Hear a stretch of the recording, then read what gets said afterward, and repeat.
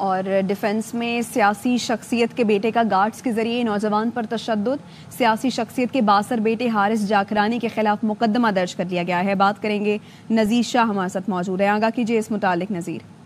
بالکل دیکھیں، ڈیفینس میں ایک مرتبہ پھر باثر سیاسی افراد قانون کی دھجیاں اڑانے لگے ہیں۔ یہ سی وی روڈ ہے جہاں پر فیز 5 پر جم سے نکلوانے دو جوان ابو بکر پر سیکیورٹی گارڈ کے ذریعے حملہ کروایا گیا اور ہتھیاروں مکوں لاتوں سے نوجوان کو بدترین تشدد کا نشانہ بنایا گیا، جس کی سی سی ٹی وی فوٹیج بھی سامنے آئی ہے۔ اور مبینہ طور پر یہ حملہ حارث جاکرانی نامی لڑکے کی جانب سے کروایا گیا ہے، اور جو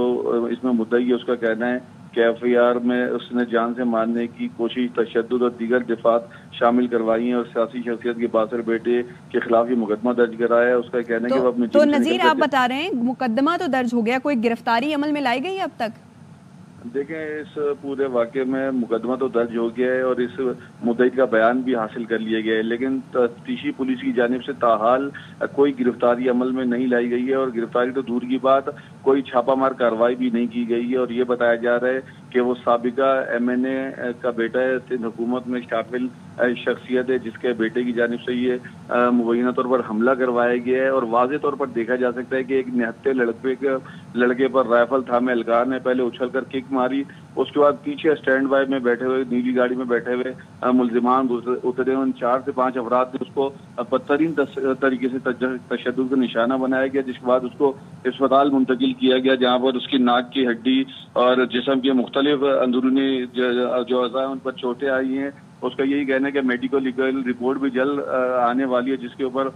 یہ واضح ہو جائے گا کہ اس کو کتنی چوٹیں پہنچی ہیں، لیکن اس کا یہی کہنا ہے کہ تفتیشی پولیس کی جانب سے تاحال کوئی کارروائی نہیں کی گئی اور تشدد میں ملوث عناصر کے خلاف کارروائی کی جائے اور ان کو گرفتار کیا جائے۔ اچھا، تو گرفتار یہی میں پوچھنے والی، نذیر یہ بتائیے پولیس کیا کہتی ہے، کیوں ابھی تک گرفتاری عمل میں نہیں لائی گئی؟ دیکھیں، یہ بالکل یہ بات واضح ہے کہ جو ڈیفنس کلفٹن کے علاقے ہے، یہاں پر جو حکومت میں شامل ایسے سیاسی اور باثر عناصر شامل ہیں جن کے خلاف کارروائی تو دور کی بات، پولیس ان کے گھر کے باہر بھی نہیں پہنچ سکتی۔ تو یہ اسی طریقے کا یہ بھی کیس میں دیکھنے میں آ رہا ہے کہ چند روز قبل بھی 2 گروہ میں کلفٹن ڈیفنس میں جو فائرنگ کا واقعہ پیش آیا تھا، اس پہ بھی پولیس کو بہت مشکلات کا سامنا کرنا پڑا تھا، اور ابھی بھی یہ جو واقعہ سامنے آیا ہے یہ 25 تاریخ ہے، جس میں اس نوجوان کو جس طریقے سے دیکھا جا سکتا ہے کہ تشدد کا کیسے نشانہ بنایا گیا، اور جو حارث جاکرانی جس کے بارے میں بتایا جا رہا ہے وہ سندھ حکومت کی ایک جو سابقہ ایم این اے اس کا یہ بیٹا ہے، اور اس حوالے سے اس نوجوان کا یہی کہنا ہے کہ اس کو تحفظ فراہم کیا جائے، ان ملزمان کو گرفتار کیا جائے، اور مار پیٹ کے بعد وہ نہ صرف اس کی رولیکس۔ تو نذیر، آئے دن پے در پے یہ واقعات ہوتے جا رہے ہیں، تو یہاں پر کوئی قانون نہیں ہے، ان جگہوں پر قانون جو ہے وہ اس ماورا ہو جائے گا ان علاقوں سے؟ ہاں بالکل، دیکھیں بظاہر ایسا لگتا ہے کہ کراچی میں قانون صرف ڈیفینس اور کلفٹن کے علاقوں کے علاوہ لاگو ہوتا ہے۔ آپ کلفٹن ڈیفینس پہ کھڑے ہوں گے، نہ کالے شیشے والوں کو روکتے ہیں، نہ سیکیورٹی گارڈ کے خلاف کوئی کارروائی ہوتی ہے۔ ڈسپلے آف ویپن پر وزیر داخلہ